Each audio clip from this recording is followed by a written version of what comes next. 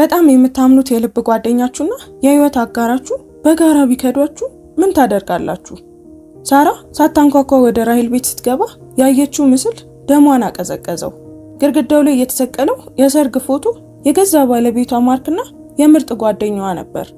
በኤልኖር ተንኮል የተሸረበው ይህ ሴራ ሳራን ከገነባችው የንግድ ግዛት ሊያስወጣት ቢታቀድም ይህች ዝምተኛ ሴት ግን የበቀል ወጥመዷን በዝግታ እያዘጋጀች ነበር። ፍቅር፣ ክህደትና አስደንጋጭ በቀል። ሳራ ስታለቅስ እና ስትጮህ ከመታየት ይልቅ በዝምታ የጠነሰሰችው እቅድ የማርክንና የራሄልን ህይወት ገደል ውስጥ ከተተው። አንዲት የተከዳች ሴት ምን ያህል ጨካኝ ልትሆን እንደምትችል የሚያሳየውንና ክህደት ሲበረታ ዝምታ ኃይለኛ መሳሪያ መሆኑን የሚያስተምረውን ይህን አስገራሚ ታሪክ እስከ መጨረሻው ተከታተሉት። ሰላም ውድ ቤተሰቦቻችን እንደምን አላችሁ? ታሪኩን ከመጀመራችን በፊት እስኪ ከየት ሆናችሁ እንደምትከታተሉን ኮሜንት ላይ ጻፉልን። ያላችሁበትን ሀገር ወይም የከተማችሁን ስም ንገሩን። እነዚህ ታሪኮች ምን ያህል ርቀት እንደሚጓዙ ማወቅ እንፈልጋለን። ታሪክ ሰውን ይቀይራል ብላችሁ የምታምኑ ከሆነ ደግሞ በደግነት ላይክ አድርጋችሁ ጀምሩት። እንደዚህ አይነት ታሪኮችን መስማት የምትወዱ ከሆነ በየቀኑ አዳዲስ ታሪኮችን ወደ እናንተ የምናደርስበትን ቻናላችንን ሰብስክራይብ በማድረግ ተቀላቀሉ። አሁን ወደ ታሪካችን እንመለስ። ሁልጊዜ እንደማደርገው ሳላንኳኳ ወደ ምርጥ ጓደኛዬ ቤት ገባው። ነገር ግን በዚያ ግድግዳ ላይ ያየሁት ነገር ደሜን አቀዘቀዘው። የሰርግ ፎቶ፣ ባለቤቴ ጥቁር ሰማያዊ ልብስ ለብሶ፣ ነገር ግን ሙሽራዋ እኔ አልነበርኩም። ይልቁኑ የቅርብ ጓደኛዬ ራሄል ነበረች። በነጭ ልብስ ፈገግ ብላ የባለቤቴን እጅ ይዛለች። ላደረጉት ነገር ለሁለቱም እንዴት ዋጋቸውን እንዳስከፈልኳቸው ከመናገሬ በፊት ሁሉም ነገር ወደ ጀመረበት ወደ ኋላ ልውሰዳችሁ። ምክንያቱም ይህ ታሪክ ስለ ክህደት ብቻ አይደለም፣ በጣም ዝምተኛ የሆነ ሰው እንዴት አደገኛ ሊሆን እንደሚችል የሚያሳይ ጭምር ነው። የኔ ስም ሳራ ይባላል። ከ5 ዓመታት በፊት ቤተሰቦቻችን ባደረጉት ዝግጅት አማካኝነት ማርኮንን አገባሁ። ምን እያሰባችሁ እንደሆነ አውቃለሁ። በዚህ ዘመን በቤተሰብ የተመቻቸ ጋብቻ እያላችሁ ነው አይደል? ነገር ግን አንዳንዴ ጊዜ፣ ወግ የራሱ ቦታ አለው። ቤተሰቦቻችን በንግድ ስራ ይተዋወቁ ነበር። እናም እንድንገናኝ ሐሳብ ሲያቀርቡ ተጠራጣሪ በሆንም የማወቅ ጉጉት አደረብኝ። ማርክ በመጀመሪያው ግንኙነታችን ወቅት ዝምተኛ፣ አክባሪ፣ ስለ ህልሞቼ የሚጠይቀኝና መልሶቼን በትክክል የሚያዳምጠኝ ነበር። በገንዘብ ወይም ባለበት ደረጃ እኔን ለማስደመም አልሞከረም። እሱ ዝም ብሎ እኔን ማወቅ ፈልጎ ነበር። ሰርጋችን ቀላልና ውብ ነበር፣ በቤተሰብ ምርቃትና በባህላዊ ስነ ስርዓቶች የታጀበ። እናቴ በሰርጓ ላይ የለበሰችውን ክሬም ቀለም ያለው ልብስ ለብሼ ነበር እና ማርክ በስነ ስርዓቱ ላይ ፈገግታ አልተለየውም ነበር። በመጀመሪያ ቀን አልወደድኩትም ነበር። እንዴት ልወደው እችላለሁ? ፍቅር ሁለት ቤተሰቦች ስለወሰኑ ብቻ የሚከሰት ነገር አይደለም። ነገር ግን ለራሴ ቃል ገባሁ፣ እሞክራለሁ። ለዚህ ትዳር ያለኝን ሁሉ እሰጣለሁ። የመጀመሪያዎቹ ጥቂት ወራት አዲስ ቋንቋ እንደመማር ነበሩ። እርስ በርሳችን ቀስ በቀስ መተዋወቅ ጀመርን። ምንም እንኳን ባልጠይቀውም ማርክ በየቀኑ ጠዋት ቡናዬን ልክ እንደምወደው አድርጎ ያዘጋጅልኝ ነበር። ጠዋት ላይ ከፍተኛ ድምፅ እንደምጠላም ያስታውስ ነበር እና እኔ ከመንቃቴ በፊት የቴሌቪዥኑን ድምፅ ይቀንሰው ነበር።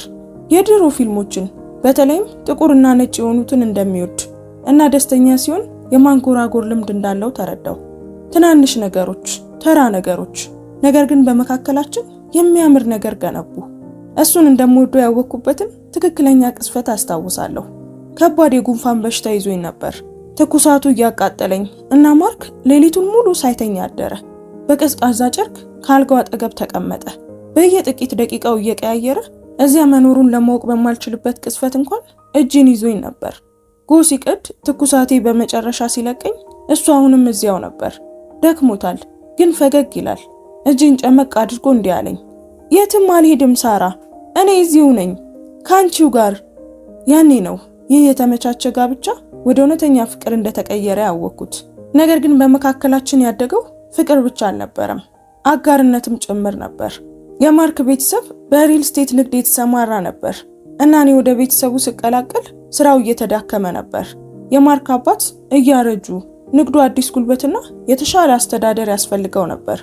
እኔ በቢዝነስ ማኔጅመንት ዲግሪ አለኝ፣ በዚህም ጠንክሬ ሰርቻለሁ እና ማርክ መዛግብቱን እንዳየው ጠየቀኝ።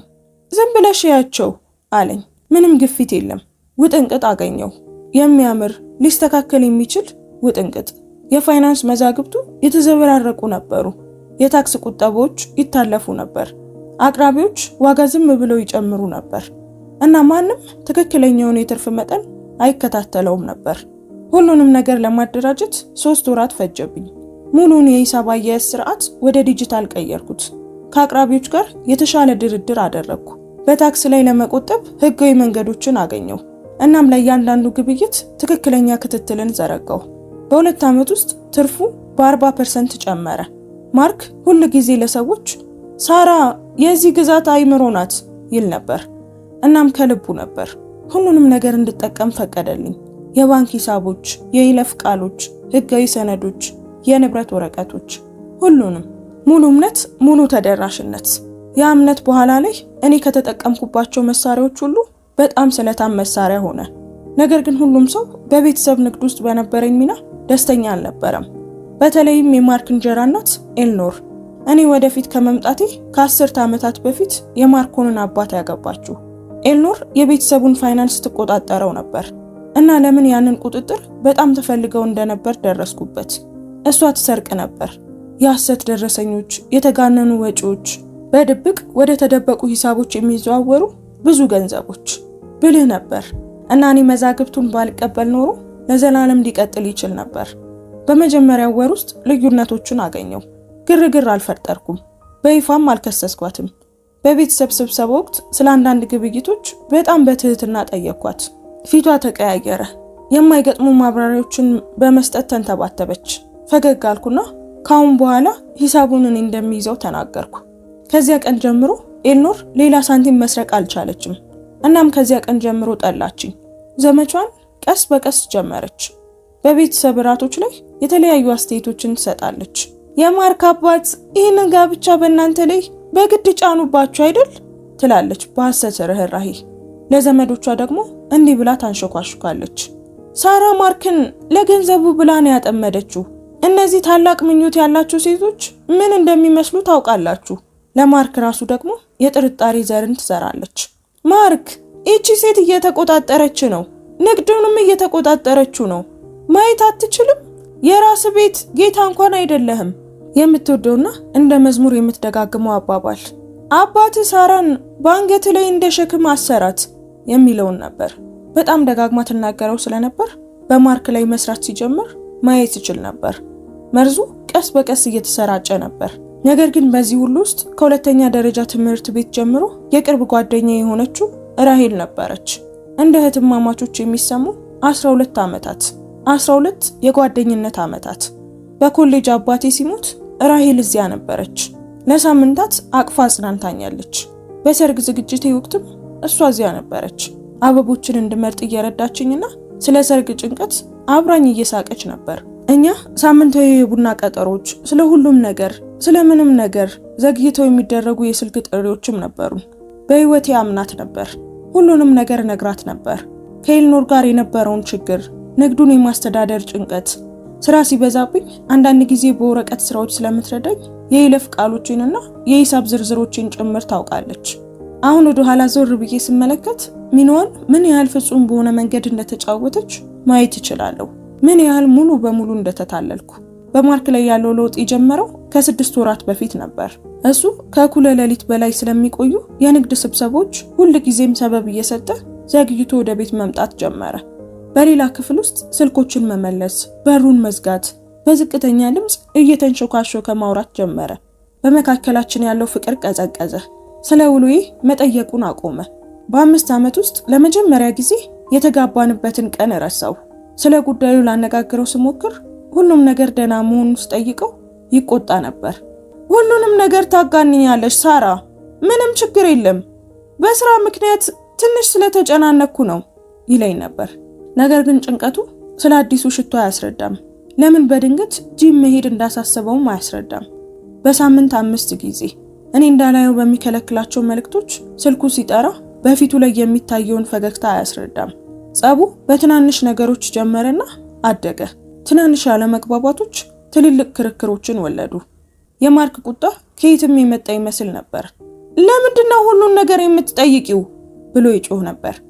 ለምንድነው ዝም ብለሽ የማታምኚኝ ሳራ? ከዚያም ወጥቶ ይሄዳል። አንዳንድ ጊዜ እስከ ማግስቱ ጠዋት ድረስ ወደ ቤት አይመጣም። ይህ በእንዲህ እንዳለ ኤልኖር ለማርክ ደግ እየሆነችለት መጣች። ረጅም ጭውውቶችን ሲያደርጉ አያቸው ነበር። እጇን በትከሻው ላይ አድርጋ እኔም ማልሰማቸውን ነገሮች ታንሾካሹካለች። አንድ ጊዜ እሷና ራሄልን በአንድ ካፌ ውስጥ አብረው አዩዋቸው። በኋላ ኤልኖርን ስጠይቃት ፈገግ አለችና ዝም ብለን የቤተሰብ ጉዳዮችን እያወራን ነው ውዴ አለችኝ። አልተመቸኝም ነበር፣ ግን ስሜቱን ገፈውት በጥርጣሬ እየተሳቀቅኩ ነበር። ራሄል በድንገት ከቢሮ አቅራቢያ ባለው ካፌ ውስጥ በሚሰራበት ጂም ውስጥ ከማርክ ጋር መገናኘት ጀመረች። ምን አይነት አጋጣሚ ነው! ከዛ በኋላ መልእክት ትልክልኛለች። ዛሬም ከማርክ ጋር ተገናኘን። በጣም የተጨነቀ ይመስላል። ምናልባት ላነጋግረው ይገባል። እርጂውሽ እንዲረጋጋ። እኔ እንዲያውም አበረታተውት። የቅርብ ጓደኛዬ ባለቤቴን በሚያልፍበት ነገር ሁሉ ልትረዳው ትችላለች ብዬ አሰብኩ። እንዲያውም እንዲያወሩ ቡና እንዲጠጡ ሐሳብ አቀረብኩ። ራሄል አለባበሷን እንደቀየረች ያንን ያስተዋልኩ። ብዙ ሜካፕ፣ የበለጠ የተጣበቁ ልብሶች፣ ጸጉሯ ሁል ጊዜም ፍጹም የተስተካከለ። ስለ ጉዳዩ ስጠቅስላት ሳቀችና ለምታመለክትበት አዲስ ስራ ጥሩ ሆና መታየት እንደምትፈልግ ነገረችኝ። አመንኳት። ለምን አላምናትም? እሷ እኮ የቅርብ ጓደኛዬ ናት። ከ2 ወር በፊት ራሄል ወደ አዲስ አፓርታማ ተዘዋወረች። በጣም ተደስታ ነበር። የባዶ ክፍሎቹን ፎቶዎች ትልክልኛለች። ስለ ቀለምና ስለ ቤት ዕቃዎች አስተያየቴን ትጠይቀኝ ነበር። ትርፍ ቁልፍ ሰጠችኝና እንዲህ አለችኝ፣ በፈለግሽው ጊዜ ነይ፣ አታንኳኪም። ልክ እንደ ቤትሽ ዝም ብለሽ ነው የምትገቢው። ቤቱን ለመጎብኘት ጊዜ አላገኘውም ነበር። ንግዱን በማስተዳደርና እየፈረሰ ያለውን ትዳሬን ለማስተካከል በመሞከር መካከል እስከዚያ ቅዳሜ ከሰዓት ድረስ ጊዜ አላገኘውም ነበር። ማርክ በስራ ምክንያት የሚጨርሰው ነገር እንዳለ ተናግሮ በዚያ ጠዋት ወጥቶ ነበር። ቤቱ በጣም ባዶ፣ በጣም ጸጥ ያለ ሆኖ ተሰማኝ። ብቸኝነት ሲሰማኝ የቅርብ ጓደኛዬን አፈቀችኝ።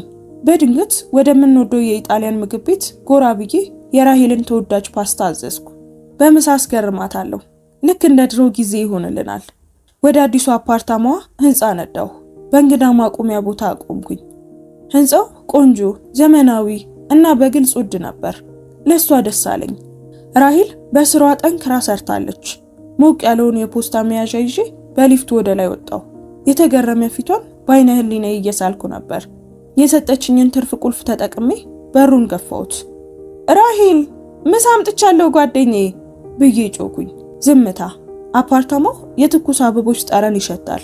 ሁሉም ነገር በሚያምር ሁኔታ ተገንብቷል። እኔ ከጠበቅኩት በላይ በጣም ያምራል። ራሄል ሁል ጊዜ ጥሩ ምርጫ ነበራት፣ ግን ይህ ደግሞ የተለየ ነው። ይህ አፓርታማ ሳይሆን በቃ የእውነት ቤት ይመስል ነበር። ወደ ሳሎን ገባሁ እና ያኔ ነው ጊዜው የቆመው። በዋናው ግድግዳ ላይ በሚያምር የወርቅ ክፈፍ ውስጥ አንድ ትልቅ የሰርግ ፎቶ ተሰቅሏል።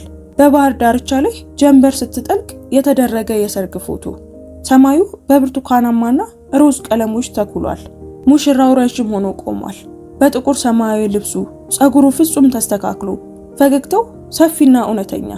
ሙሽራዋ የሚወዛወዝ ነጭ ልብስ ለብሳ የሐምራዊ አበቦችን እቅፍ ይዛለች። ፊቷ በደስታ ያበራል። ሙሽራው ማርክ ነበር፣ ባለቤቴ ማርክ። ሙሽራዋ ደግሞ ራሄል፣ የቅርብ ጓደኛዬ ራሄል። እግሮቼ ሊሸከሙኝ አልቻሉም። ለድጋፍ ግድግዳውን በመያዝ ወደ ኋላ ተንገዳገድኩ። የፓስታ መያዣው ከእጄ ላይ ወድቆ ወለሉን መታው። ቀይ ሶሱ በነጩ ወለል ላይ እንደ ደም ተሰራጨ። ነገር ግን ከዛ ፎቶ ላይ አይኔን ማንሳት አልቻልኩም። በሆነ መንገድ ተሳስቼ እንዲሆን እየጸለይኩ እያንዳንዱን ዝርዝር አጠናው። ነገር ግን አልተሳሳትኩም። ያ የማርክ አዲስ የጸጉር አቆራረጥ ነበር።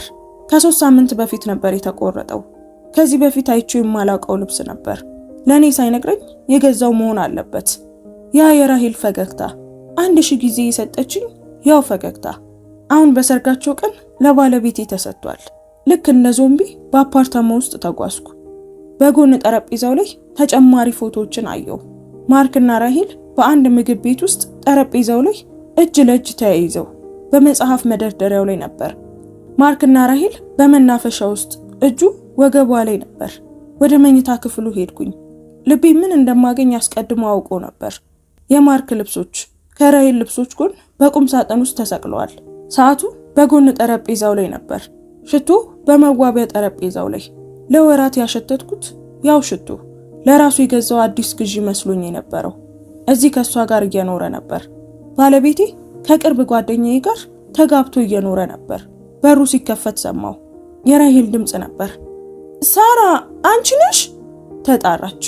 ከመኝታ ክፍሉ ቀስ ብዬ ወጣሁ። ራሄል የሸቀጣ ሸቀጥ ቦርሳዎችን ይዛ በመግቢያው ላይ ቆማለች።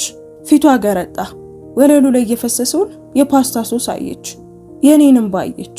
የሰርግ ፎቶን ትኩር ብዬ ስመለከት አየችኝ። ሳራ ላስረዳሽ እችላለሁ ቆይ ብላ ጀመረች። ድምጿ እየተንቀጠቀጠ ነበር። እኔ ዝም ብዬ አየኋት።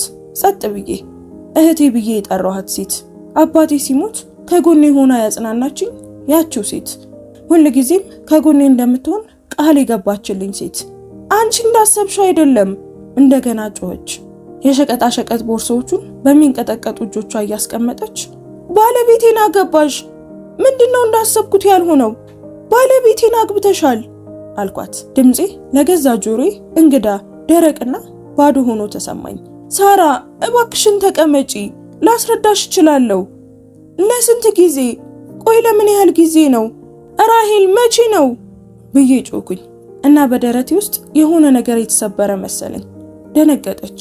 እንባውን በፊቷ ላይ እየፈሰሰ ነበር። 6 ወር ነው ብላ አንሾካሾከች። ግንኙነቱን የጀመርነው ከ8 ወራት በፊት ነው።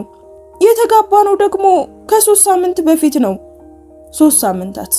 እኔ በንግድ ስራው ሩብ ዓመት ሪፖርቶች ላይ እስከ ምሽት ስሰራ ባለቤቴ የቅርብ ጓደኛዬን ራሄልን እያገባ ነበር። ይሄንን አላቀድኩትም ነበር ስትል ራሄል በስቅስቅታ ተናገረች። ዝም ብሎ የሆነ ነገር ነው። እሱ ደስተኛ አልነበረም ሳራ። ወደ እኔ ሲመጣ እኔ ለመራቅ ሞክሬያለሁ፣ በእውነት ሞክሬያለሁ። ነገር ግን ዝም ብለን በፍቅር ወደቅን። አንቺ ሁሉ ጊዜ በንግድ ስራው ላይ ተጠምደሽ ነበር። ሁሉ ጊዜ ትሰሪያለሽ፣ ሁሉንም ጊዜ ሁሉን ነገር ታስተዳድሪያለሽ። ማርክ በገዛ ህይወቱ ላይ ምንም ስልጣን እንደሌለው ተሰማው። እሱን እንደ ንግድ አጋር ብቻ ሳይሆን እንደ ወንድ የሚያየው ሰው ይፈልግ ነበር።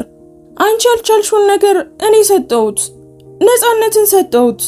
ቃላቶቿ እንደ ውሃ ይፈሱ ነበር። በክስ የተለወጡ ምክንያቶች እኔን እየወቀሰችኝ ነበር።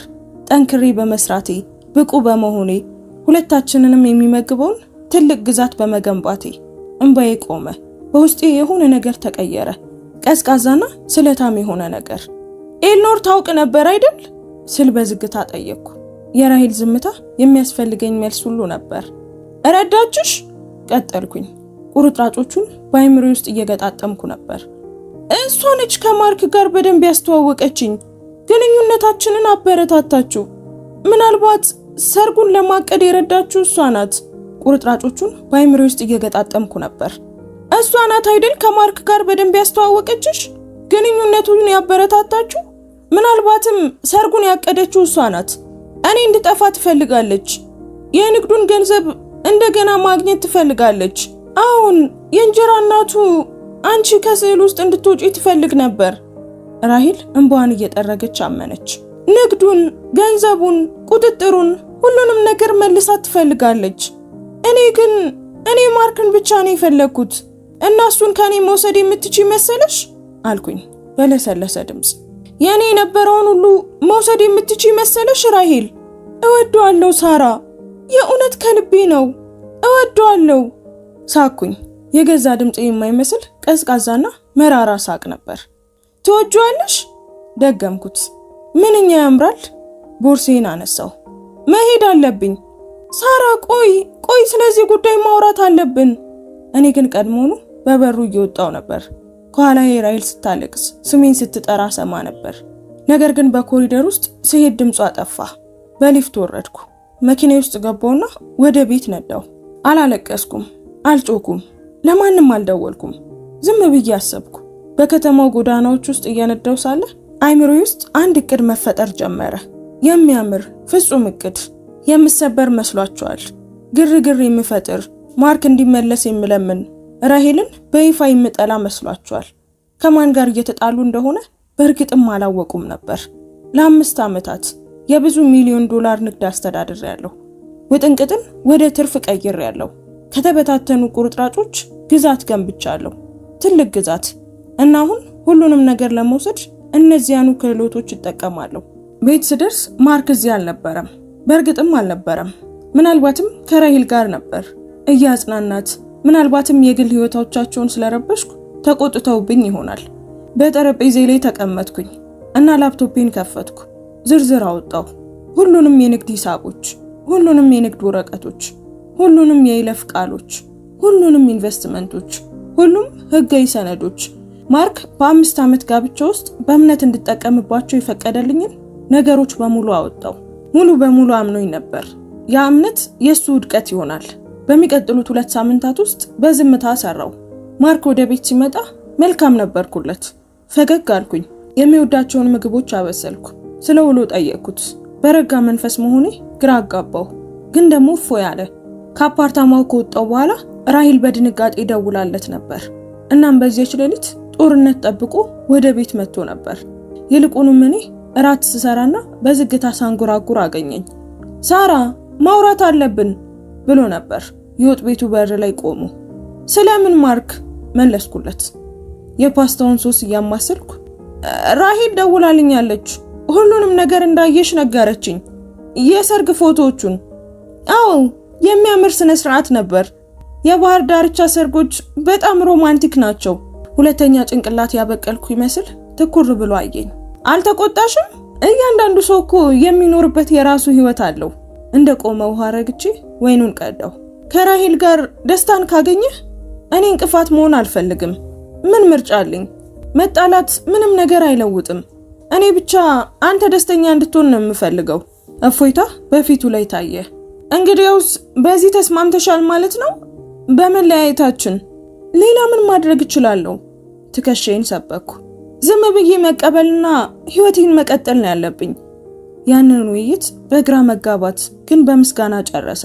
እኔ ከጠበቅኩት በላይ በቀላሉ ተቀብለዋለች ብሎ በኋላ ለራሂል ነገራት። አውቄያለሁ፣ ምክንያቱም ራሂል እንደገና ይቅርታ ለመጠየቅ መልእክት ልካለች። በዚህ ጉዳይ ላይ ብስለት ስላሳየው ደስተኛ መሆኗን ገልጻለች። ብስለት እያሳየው መስሏቸው ነበር። እነሱ ድላቸውን ሲያከብሩ፣ እኔ ግን ስራዬን ሰራው። የንግድ ሂሳቦችን አስተላለፍኩ። ገንዘቡን በስርዓት ከጋራ ሂሳቦች ወደ እኔ ስም ብቻ ወደ ሆኑ ሂሳቦች አዘዋወርኩት።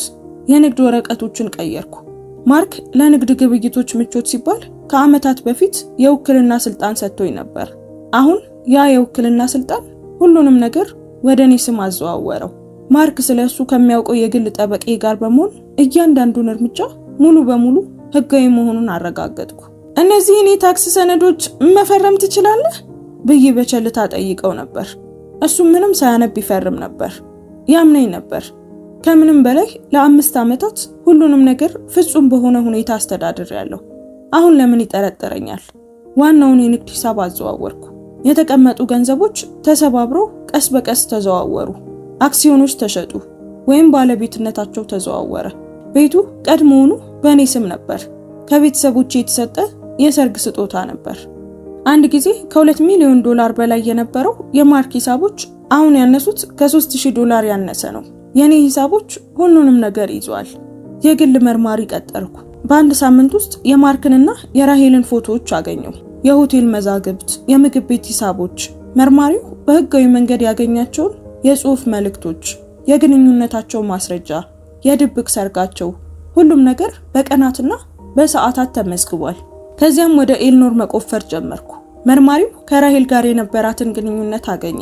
ትዳሬን እንዴት እንደሚያፈርሱት የሚያቅዱ መልእክቶች፣ ከኤልኖር ወደ ራሂል የተላኩ የባንክ ዝውውሮች፣ ምናልባትም ማርክን ለማማለል የተከፈሉ ክፍያዎች። ከሁሉም በላይ ደግሞ ሂሳቦቹን ከመረከቤ በፊት ኤልኖር የሰረቀችውን የገንዘብ መጠን አገኘ። በመቶ ሺዎች የሚቆጠሩ ዶላሮች በሐሰተኛ ኩባንያዎችና በተደበቁ ሂሳቦች ውስጥ አልፈዋል። የማርክ የራሂልና የኤልኖር እውነታ የሚል ፋይል አዘጋጀው። አጠቃላይ አሳማኝና ሙሉ በሙሉ ህጋዊ ነበር። ሰኞ ጧት ዝሙትና ማጭበርበርን በመጥቀስ የፍቺ ክስ አቀረብኩ። ሁሉንም ማስረጃዎች አያያዝኩ። በኤልኖር ላይ በገንዘብ ምዝበራ የወንጀል ሪፖርት አቀረብኩ። የስርቆት ሰነዶቿን ሁሉ አቀረብኩ። ስለ ሁሉም ነገር በጨለማ ውስጥ የነበረውን የማርክን አባት አገኘሁት እና ስለ ሚስቱ የወንጀል ድርጊት የተሟላውን ፋይል ላኩለት። ሁሉንም የንግድ አጋሮች አገኘውና ስለ ባለቤትነት ለውጡ አሳወቅኳቸው። አሁን እኔ ብቸኛ ባለቤት መሆኔን የሚያሳዩ ህጋዊ ሰነዶችን አቀረብኩ። ከዚያም እያንዳንዱን የይለፍ ቃል ቀየርኩት። እያንዳንዱን የንግድ ሂሳቦችን፣ ኢሜሉን፣ የክላውድ ማከማቸውን ሁሉንም በቢሮ ህንጻዎች ላይ ቁልፎችን ቀየርኩ። የማርክን ተደራሽነት ሁሉንም በአንድ ቀን ውስጥ አጠፋሁት።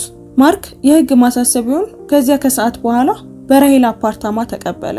ሲከፍተው ፊቱ ምን ሊመስል እንደሚችል አስባለሁ። የፍቺ ወረቀቶች፣ የንግድ ባለቤትነት ማዘዋወሪያ ሰነዶች፣ በእኔ ስም ያሉ የንብረት ይዞታዎች እና ከዚያ የባንክ ሂሳቡን ማየት ነበረበት። አንድ ጊዜ የሱ የደህንነት መረብ፣ ጥበቃው፣ ስልጣኑ የነበረው ሂሳብ አሁን ለአንድ ወር ኪራይ እንኳን የማይበቃ ገንዘብ ይዟል። የስልክ ጥሪው ከ20 ደቂቃ በኋላ መጣ። ምን አደረግሽ ሳራ? ምንድን ያደረግሽው? ብሎ ጮኸ። አንተ እንዳደርገው ያስገደድከኝ ነገር ነው ማርክ አልኩት በእርጋታ። ያለ ነገር ሁሉ እኔ የገነባሁት እኔ ያስተዳደርኩትና ያሳደግኩት ነው። ከራሄል ጋር ስትጠመድ ያንን ረስተኸው ነበር። ይሄንን ማድረግ አትችም። ያኮ የኔ ንግድ ነው፣ የኔ ገንዘብ ነው። ማርክ ወረቀቶቹን እይ፣ ወረቀቶቹን በደንብ ተመልከት። ስምህ እኮ የለም። እያንዳንዱ ፊርማ፣ እያንዳንዱ ዝውውር ሙሉ በሙሉ ህጋዊ ነው። የውክልና ስልጣን ሰጥተኸኛል። አስታውስ፣ አምነኸኝ ነበር። አንቺ ተንኮለኛ፣ በጣም ተንኮለኛ ነሽ። ቀጣይ ቃላትህን በጥንቃቄ ምረጥ ማርክ ብዬ አቋረጥኩት። ያንን ንግድ በዝቅተኛ ደረጃ ላይ ከነበረበት ወደ ከፍተኛ ትርፋማነት እንደቀየርኩት የሚያሳዩ የ5 ዓመት ሰነዶች አሉኝ። ስለ ግንኙነታችሁ፣ ስለ ሰርጋችሁ፣ ስለ ክህደታችሁ ማስረጃ አለኝ። ሁሉንም ነገር በትክክል ማን እንደሚያንቀሳቅሰው ከሰራተኞች የተሰጡ ቃላት አሉኝ። አንተ ግን ከሚታለል ልብና የወደፊት ህይወትን እንድትቀጥል ከረዳችሁ ምርጥ ጓደኛ በስተቀር ምንም የለህም። እሱ ወደ ቢሮ ለመሄድ ሞከረ። ቁልፎቹ ተቀይረዋል። ባንክ ሞከረ። ሂሳቦቹ የፍቺ ሂደቱ እስኪያልቅ ድረስ ታግደዋል። ወደ ቤት ለመምጣት ሞከረ። እዚያም ቁልፎቹ ተቀይረዋል። የኔ ጠበቃ አስቀድሞ ያረጋገጠለትን የራሱ ጠበቃ ደውሎ ነገረው። ያደረኩት ነገር ሁሉ ህጋዊ ነበር። እያንዳንዱ ሰነድ ተፈርሟል። የውክልና ስልጣን ሰጥቶኝ ነበር። ሁሉንም ነገር አምኖኝ ነበር። ኤልኖር በዚያው ሳምንት ታሰረች። የማርክ አባት ሁሉንም ማስረጃዎች ለፖሊስ አስረክቦ ነበር። በጣም አሳማኝ ማስረጃ ነበር። ወደ እስር ቤት ትሄዳለች። ራሄል ቅሌታቸው ሲሰረጭ ስራዋን አጣች። ኩባንያዎች ትዳር የሚያፈርሱና የሌላ ሴት ባልን የሚሰርቁ ሰራተኞችን እንደማይወዱ ታወቀ። ማርክና ራሄል ደስተኞቹ ጥንዶች በድንገት ራሳቸውን ያለ ገንዘብ ሲጣሉና ከጠበቁት በጣም የተለየ የወደፊት ህይወት ሲገጥማቸው አገኙት። ያለ ገንዘብ ፍቅር ከገመቱት በላይ በጣም ከባድ እንደሆነ አወቁ። ማርክ ከ2 ወራት በኋላ ይቅርታ ለመጠየቅ ሞከረ። ወደ ቢሮ ይመጣ። ከስቶና ደክሞት ነበር። ትልቅ ስህተት ሰርቻለሁ አለ። አይ አረምኩት። ምርጫ አድርገሃል። ራሄልን መርጠሃል። ክህደትን መርጠሃል። አሁን በመረጥከው ምርጫ በውጤቱ እየተደሰትክ ኑር። ፍቺው በ3 ወራት ውስጥ ተጠናቀቀ። ሁሉም በህጋዊ መንገድ ነበር። ንግዱ ሙሉ በሙሉ በእኔ ቁጥጥር ስር በለጸገ። ትርፉ ያለ ማርክ ጣልቃ ገብነትና ያለ ኤልኖር ስርቆት 30% ጨመረ። ወደ 3 አዳዲስ ከተሞች አስፋፋሁት። ሴቶች በኢኮኖሚ ራሳቸውን እንዲችሉ የሚረዳ ፋውንዴሽን አቋቋምኩ። እኔ ተማርኩትን አስተማርኳቸው። ፍቅር ቆንጆ ነው፣ ግን ደግሞ ደህንነት ወሳኝ ነው። ዳግመኛ አላገባውም። ሰዎች ብቸኝነት ይሰማሻል ወይ ብለው ይጠይቁኛል። ፈገግልና እውነቱን እነግራቸዋለሁ። እኔ በራሴ ሙሉ ነኝ። ሙሉ እንድሆን ሌላ ሰው አያስፈልገኝም። አሁንም ያ የራሄልና የማርክ የሰርግ ፎቶ አለኝ፣ አስቀምጫለሁ። አንዳንድ ጊዜ ማበረታቻ ሲያስፈልገኝ አውጥቻ ያዋለሁ። አንድ አስፈላጊ ትምህርትን ያስታውሰኛል። በጥንቃቄ እንዳምን፣ ሁሉንም ነገር እንድመዘግብ፣ በሙሉ ልቤ እንድወድ፣ ግን ራሴን እንድጠብቅ። ዝምታ ማለት እነሱን ድክመት መስሏቸው ነበር። የኔ መረጋጋት ሽንፈት መስሏቸው ነበር። ነገር ግን ክህደታቸውን ካወቅኩ በኋላ በነበሩት በእነዚያ 2 ሳምንታት ውስጥ አንድ ኃይለኛ ነገር ተምሬያለሁ። በጣም ዝምተኛው ሰው ብዙውን ጊዜ በጣም አደገኛው ሰው ነው። እነሱ የፍቅር ታሪካቸውን ሲያከብሩ እኔ መጨረሻውን እየጻፍኩ ነበር እና የኔ መጨረሻ ደግሞ ያማረ ነበር። ውድ ቤተሰቦቻችን የዛሬው ታሪካችን ይሄንን ይመስል ነበር። እስኪ ታሪኩን እንዴት አገኛችሁት? ምንስ ተማራችሁበት? ኮሜንት ላይ ሐሳብ አስተያየታችሁን ጻፉልን። ታሪክ ሰውን ይቀይራል ብላችሁ የምታምኑ ከሆነ ደግሞ ላይክ እና ሼር አድርጉት። በየቀኑ የምንለቃቸው አዳዲስ ታሪኮች እንዳያመልጧችሁ ሰብስክራይብ በማድረግ የደወል ምልክቱን በመጫን ቤተሰባችንን ተቀላቀሉ። እናመሰግናለን። እንወዳችኋለን። ቸር ቆዩን።